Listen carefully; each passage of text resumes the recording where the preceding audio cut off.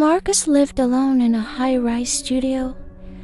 It was a smart apartment, voice-activated lights, automated blinds, and a floor-to-ceiling mirror in the hallway that made the cramped space feel like a palace. The glitch started on a Tuesday. Marcus was brushing his teeth when he noticed it. He spit into the sink and stood up, wiping his mouth. In the mirror, his reflection stayed bent over the basin for a fraction of a second longer than he did. He froze. The reflection straightened up, its movements perfectly sensed again. "Just tired," Marcus muttered.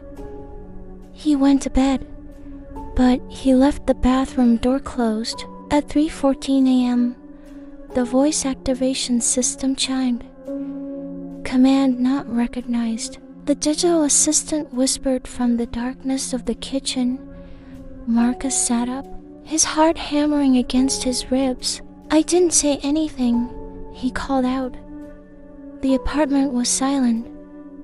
Then, from the hallway, came a sound like sandpaper being dragged over silk.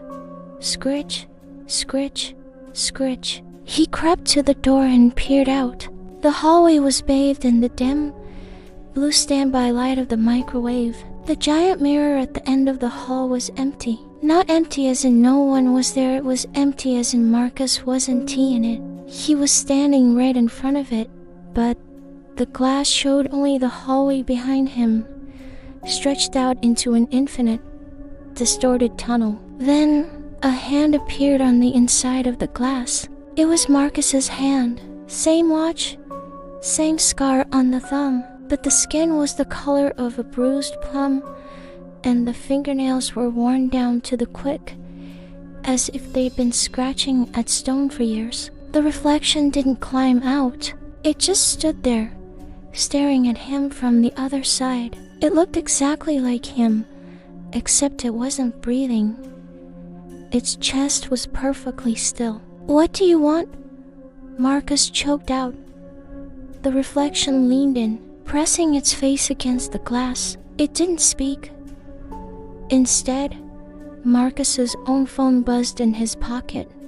A text message from an unknown number. "It's cold in here. Let's swap." Suddenly, the lights in the apartment began to strobe. The smart assistant began to scream a high-pitched, digital feedback loop that sounded like a woman wailing. Marcus turned to bolt for the front door, but the floor felt wrong. It felt like glass. He looked down and saw his own bedroom ceiling beneath his feet. He didn't fall. He sank. The last thing Marcus saw before his head went under the surface was his reflection stepping out onto the carpet. The other Marcus stretched his limbs, took a deep, shuddering breath of real air, and reached out to turn off the screaming alarm. The new Marcus picked up the phone. He looked at the mirror, where the real Marcus was now hitting the glass, his screams muffled as if buried under 10 feet of water. The new Marcus smiled, adjusted his collar, and sent a final text. "Don't scratch the glass. It leaves marks."